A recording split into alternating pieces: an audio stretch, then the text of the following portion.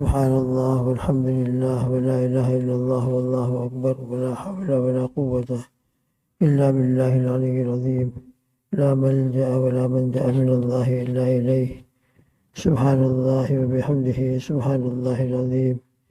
سبحان الله بحمده سبحان الله العظيم. نستغفر الله العظيم ونتوب إليه. سبحان الله بحمده عدد خلقه ورضا نفسه وزنة عرشه ومداد كلماته. سبحان الله بحمده سبحان الله العظيم. الحمد لله الذي هدانا لهذا ما كنا لنهتدي لولا أن هدانا الله. أصبحنا وأصبح الملك لله رب العالمين. اللهم إنا نسألك خير هذا اليوم، فتحه ونصره ونوره وبركته وهداه لنا ولجميع أمة محمد صلى الله عليه وسلم، ونعوذ بك من شر هذا اليوم وشر ما بعده. اللهم بك أصبحنا وبك أمسينا وبك نحيا وبك نموت وإليك المصير وإليك النشور. اللهم بك صلينا وبك ركعنا وبك سجدنا وبك قرأنا. رضينا بالله ربا وبالإسلام دينا وبمحمد صلى الله عليه وسلم نبيا ورسولا. الحمد لله رب العالمين عدد خلقه ورضا نفسه وزنة عرشه ومداد كلماته. الحمد لله الذي تواضع كل شيء لعظمته. الحمد لله الذي ذل كل شيء لعزته. الحمد لله الذي خضع كل شيء لملكه. الحمد لله الذي استسلم كل شيء لقدرته. ونشهد أن لا إله إلا الله وحده لا شريك له، إلها واحدا أحدا صمدا لم يتخذ صاحبة ولا ولدا ولم يكن له كفوا أحد. ونشهد أن سيدنا وحبيبنا وسندنا ومولانا محمدا عبده ورسوله، صلوات الله وسلامه على سيد الأولين والآخرين، خاتم الأنبياء والمرسلين، قائد الغر المحجلين إلى جنات النعيم، سيدنا محمد وعلى آله وأصحابه وأزواجه وأتباعه أجمعين، وبارك وسلم تسليما كثيرا كثيرا كثيرا كثيرا. أما بعد، اللهم صل على محمد وعلى آل محمد كما صليت على إبراهيم وعلى آل إبراهيم إنك حميد مجيد. اللهم بارك على محمد وعلى آل محمد كما باركت على إبراهيم وعلى آل إبراهيم إنك حميد مجيد. جزا الله عنا سيدنا ومولانا محمد عبده ورسوله، صلوات الله وسلامه على سيدنا محمد وآله وأصحابه أجمعين، وبارك وسلم تسليما كثيرا كثيرا. أما بعد، فأعوذ بالله من الشيطان الرجيم. بسم الله الرحمن الرحيم. فويل للمصلين الذين هم عن صلاتهم ساهون الذين هم يراءون ويمنعون الماعون. صدق اللہ العظیم. بڑی خرابی ہے ان مصلیوں کے لیے، ان نماز پڑھنے والوں کے لیے جو اپنی نمازوں کو بھلا بیٹھے ہیں، اپنی نمازوں سے غفلت برتتے ہیں. الذین هم یراؤون، اور نماز بھی پڑھتے ہیں تو اسی میں دکھلاوے کے لیے، ریاکاری کے طور پر، اللہ کے لیے نہیں. بس یہ آیت شریفہ، اس کے بارے میں ایک دو دن سے مذاکرہ چل رہا ہے کہ قرآن پاک میں بھی یہ آیت ہے، اور اسی طرح سورہ نساء کی جو 5ویں پارے کے اندر آخری میں آیتیں ہیں، منافقین کی نماز کا تذکرہ کیا ہے. اور کل ایک حدیث شریف کا تذکرہ ہوا تھا جس میں آپ صلی اللہ تعالی وسلم نے منافقین کی نماز کا ذکر فرمایا کہ وہ نماز تو پڑھتے ہیں مگر اہتمام نہیں، ٹائم کا اہتمام نہیں، بیٹھے رہتے ہیں ادھر ادھر کاموں میں یا بیکار مشغلوں کے اندر مشغول رہتے ہیں، اور جب بالکل آخری ٹائم آتا ہے، بالکل شارٹ ٹائم، تو کھڑے ہو کر جلدی جلدی نماز پڑھ لیتے ہیں. تو یہ منافقین کی عادت بیان کی ہے. اسی طرح ایک اور حدیث میں بھی منافقین کے سلسلے کے اندر تذکرہ فرماتے ہیں. حضرت ابی بن کعب رضی اللہ تعالیٰ عنہ کی روایت ہے، فرماتے ہیں قال صلی بنا رسول اللہ صلی اللہ علیہ وسلم یوما الصبح. ایک دن رسول اللہ صلی اللہ تعالیٰ علیہ وسلم نے ہمیں فجر کی نماز پڑھائی. جیسا بھی فجر کا ٹائم ہے، فجر کی نماز سے فارغ ہونے کے بعد آپ صلی اللہ تعالیٰ علیہ وسلم نے ارشاد فرمایا اشاہد فلان؟ قالوا لا. نام لے کر آپ صلی اللہ تعالیٰ علیہ وسلم نے حضرات صحابہ سے پوچھا کہ فلاں شخص موجود ہے، جماعت میں حاضر ہے؟ حضرات صحابہ نے دیکھا تو فرمایا کہ نہیں، وہ تو موجود نہیں ہے. قال اشاہد فلان؟ پھر دوسرے کا نام لیا اور دوسرے کا نام لے کر پوچھا کہ فلاں موجود ہے؟ قالوا لا، حضرات صحابہ نے فرمایا جواب کے اندر کہ وہ بھی موجود نہیں ہے۔ قالا، اس کے بعد رسول اللہ صلی اللہ علیہ وسلم نے ارشاد فرمایا ان ہاتین الصلاتین اثقل الصلوات علی المنافقین، یہ دو نمازیں یعنی عشاء اور فجر منافقین کے اوپر جو نمازیں بھاری پڑتی ہیں، ان پر تو سبھی نمازیں بھاری ہیں لیکن ان نمازوں میں بھی سب سے زیادہ بھاری نمازیں یہ دو نمازیں ہیں، ایک عشاء کی اور ایک فجر کی، اس لیے کہ ان کا مقصد تو صرف دکھلاوا ہوتا ہے۔ ظہر عصر میں اجالا ہوتا ہے، روشنی ہوتی ہے تو لوگوں کو معلوم ہو جاتا ہے کہ وہ بھی موجود ہے، وہ بھی موجود ہے۔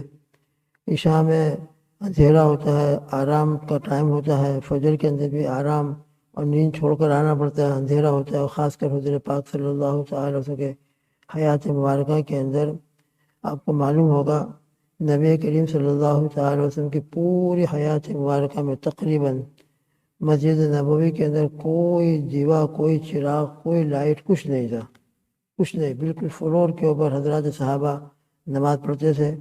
آخر کے اندر حضرت تمیم داری رضی اللہ تعالیٰ عنہ، پہلے یہ عیسائی تھے، اللہ نے ان کو پھر ایمان کی دولت سے مالا مال فرمایا، اور یہ سفر بہت فرمایا کرتے تھے، ایران ہے، روم ہے، دور دور کے ملکوں میں جایا کرتے تھے، تو وہاں جو کانڈل اور چراغ ملتے تھے وہ لے آئے اور لا کر مسجد نبوی کے اندر سب سے پہلے انہوں نے چراغ جلایا، کانڈل جلائی۔ نبی کریم صلی اللہ تعالی وسلم نے جب وہ روشنی اور لائٹ دیکھی اور چراغ اور کانڈل چلتے ہوئے دیکھا تو بہت خوش ہوئے۔ تفسیر قرطبی کے اندر فیہ رجال لا تلہیہم فی بیوت اذن اللہ ان ترفع ویذکر فیہا اسمہ، سورہ نور کی جو آیتیں ہیں اس کی تفسیر کے اندر بہت ساری روایت ہیں۔ امام قرطبی رحمۃ اللہ علیہ نے مسجد میں لائٹ جلانے کے فضائل کے بارے میں نقل فرمائی ہے، اور سب سے پہلے مسجد نبوی کے اندر، اور یہ آپ صلی اللہ علیہ وسلم کی حیات مبارکہ کے آخر میں ہوا ہے، ورنہ عشاء فجر میں کوئی لائٹ نہیں ہوتی تھی تو اندھیرا ہوتا تھا، اس لیے اندھیرا ہونے کی وجہ سے ان کے آنے کا جو مقصد تھا کہ لوگ ہم کو دیکھیں گے اور ہمارے آنے کی وجہ سے لوگوں کو معلوم ہوگا کہ ہم بھی حاضر ہیں، تو عشاء فجر میں تو پتہ نہیں چلتا تھا، اور پھر آرام چھوڑ کر آنا پڑتا تھا، نیند چھوڑ کر آنا پڑتا تھا، اور حضور پاک صلی اللہ تعالی وسلم کی حیات مبارکہ کے اندر روشنی تھی نہیں، اس لیے یہ دو نمازیں منافقین کے لیے بہت بھاری پڑتی تھی۔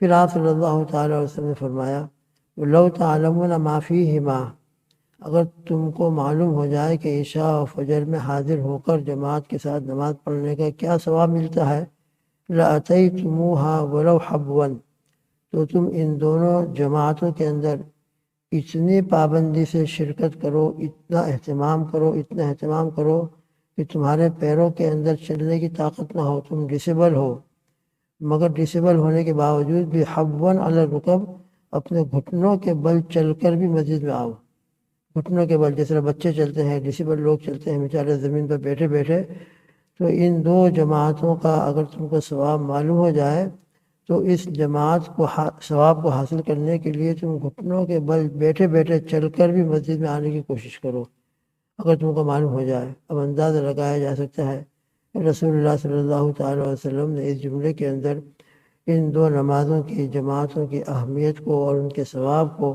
کتنے بلیغ انداز میں بیان فرمایا ہے، اور مشہور روایت ہم سنتے رہتے ہیں کہ عشاء کی نماز جماعت کے ساتھ پڑھے تو ہاف نائٹ، نصف رات کی عبادت کا ثواب ملتا ہے، فجر کی نماز جماعت کے ساتھ پڑھ لے تو پوری رات کی عبادت کا ثواب، نفل عبادت کا ثواب ملتا ہے، اور پھر اس حدیث کے اندر کہ تم کو ثواب معلوم ہو جائے تو تم چل کر نہ آ سکتے ہو تو اس طریقے سے بھی آنے کی کوشش کرو۔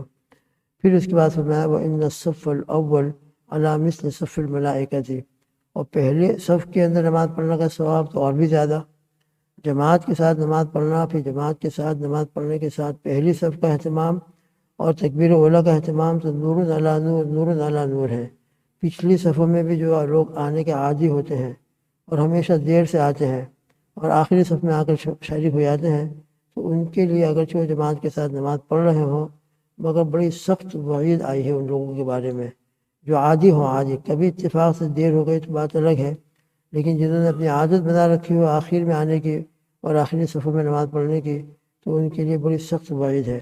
اور اس کے برعکس جو جلدی آنے کے عادی ہیں، پہلی صفوں کے اندر نماز پڑھنے کی کوشش کرتے ہیں، تکبیر اولیٰ کا اہتمام کرتے ہیں، ان کے لیے فضائل ہے، جیسے کہ یہاں پر ہے پہلی صف کا ثواب ان کو معلوم ہو جائے۔ تو ایک دوسری روایت میں آتا ہے کہ اتنا رش ہو جائے مسجد میں، اتنا رش ہو جائے پہلی صف میں نماز پڑھنے والوں کا کہ آخر کے اندر چٹھی ڈالنی پڑے گی، اور چٹھی ڈال کے جس کا نام نکلے گا اس کو نمبر دیا جائے گا، اتنا رش ہو جائے اگر تم کو پہلی صف کا ثواب معلوم ہو جائے۔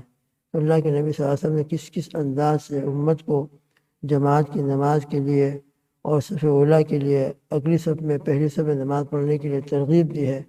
اللہ ہمارے دلوں میں حضور پاک صلی اللہ تعالی وسلم کے ان ارشادات عالیہ کی اہمیت پیدا فرمائے، اور اہتمام سے ہم جماعت کے ساتھ اور پہلی صف میں نماز پڑھنے کا اہتمام کرنے والے، کوشش کرنے والے ہو جائے۔ اور اللہ کرے ہماری پہلی صف جو حقیقت میں پہلی صف ہوتی تھی، ماشاءاللہ کتنے لوگ شریک ہو سکتے تھے۔ آج کل جو فاصلہ ہوتا ہے، فاصلے کی وجہ سے کتنی مقدار میں لوگ شریک ہوتے ہیں وہ ہمارے سامنے ہے۔ تو بہرحال پہلی صف کا ثواب بہت اعلیٰ درجے کا ہے اور بہت ہی اللہ کو محبوب ہے، اور پہلی صف اللہ کے نزدیک ایسی ہوتی ہے جیسا کہ ملائکہ اللہ کی عبادت کے وقت میں اللہ کے سامنے سب باندھ کر کھڑے ہوتے ہیں، تو جس طرح وہ ملائکہ اللہ کے بے انتہا مقرب ہوتے ہیں اور اللہ کے بے انتہا ان کو قرب حاصل ہوتا ہے، اسی طرح پہلی صف میں نماز پڑھنے والوں کو اللہ جل جلالہ و والہ کا بے انتہا قرب حاصل ہوتا ہے۔ پھر آگے فرمایا وَلَوْ عَلِمْتُم مَا فَضِيلَتُهُ لَابْتَدَرْتُمُوهُ، اگر تم کو ان دو نمازوں کی جماعت کا ثواب معلوم ہو جائے تو کبھی بھی تم گھر میں نہ ٹھہرو، کبھی بھی نہ ٹھہرو، اور مسجد میں آنے کا اتنا اہتمام کرو، اتنی کوشش کرو کہ تمہاری حد تک جتنی ہو پوری کر ڈالو۔ پھر آخر میں مجبوری ہو تو پھر گھر کے اندر نماز پڑھ لی، بہت مجبوری کی حالت کے اندر تم اس کیفیت کو اختیار کرو۔ اللہ ہم کو بیدار فرمائے، امت کو بیدار فرمائے، ان حادث کو دیکھیں اور اپنی حالت کو ہم اندازہ لگائیں، دونوں کا موازنہ کریں، اور موازنہ کرنے کے بعد ہمارے اندر کتنی اصلاح کی ضرورت ہے، اور ابھی بھی ہم سب کو نمازوں کی طرف اور ان دو نمازوں کی جماعت کی طرف متوجہ ہونے کی کتنی سخت ضرورت ہے۔ اللہ ہم سب کو توفیق عطا فرمائے، کہیں سنی باتوں پر اللہ سبحانہ و تعالی ہم سب کو عمل نصیب فرمائے۔ اللہم آمین۔ اور آج جن کا انتقال ہوا آدم بھائی بدر فجر میں بھی ہو، پانچوں نماز کے پابند تھے، اور پانچوں نمازیں ماشاءاللہ مسجد میں آ کر تکبیر اولیٰ کے ساتھ پڑھتے تھے۔ اللہ تعالیٰ ان کی تمام نمازوں کی حاضری کو قبول فرمائے اور ان کی بار بار مغفرت فرمائے، اور ہم کو بھی اسی طرح مسجد میں باجماعت نماز پڑھنے کا اہتمام اور صف اولیٰ اور تکبیر اولیٰ کا اہتمام نصیب فرمائے۔ ہماری پہلی کوشش یہ ہو کہ جماعت کے ساتھ پڑھیں گے، صف اولیٰ کے ساتھ پڑھیں گے اور تکبیر اولیٰ کے ساتھ شریک ہوں گے انشاءاللہ۔ یہ نیت ہوتی ہے تو انسان کوشش بھی کرتا ہے، اور نیت ہی نہ ہو، پہلے سے ارادہ ہی نہ ہو، تو پھر انسان غفلت کے اندر پڑ جاتا ہے۔ اللہ تعالیٰ ہم سب کو اہتمام کی اور کوشش کرنے کی توفیق عطا فرمائے، اور تمام مرحومین مرحومات کی مغفرت فرمائے۔ جو بیمار چل رہے ہیں، ابھی بھی ہاسپٹل کے اندر گھروں میں ہیں، اللہ ان کو اپنے فضل سے، اپنی رحمت سے شفا کاملہ عاجلہ مستمرہ عطا فرمائے۔